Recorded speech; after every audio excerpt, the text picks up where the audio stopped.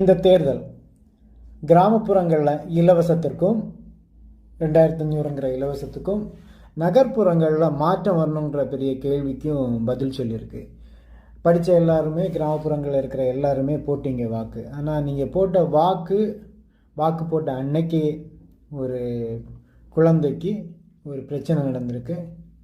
அந்த குழந்தைய அந்த மாதிரியான இக்கட்டான சூழலில் பயன்படுத்தின ஒரு நபர் போஸ்கோ சட்டம் மூலமாக இப்போ உள்ளே இருக்கிறாரு. அவர் இன்னைக்கு வெற்றி பெற்றிருக்கிற இயக்கத்தோடைய சேர்ந்து பயணித்த நபர்.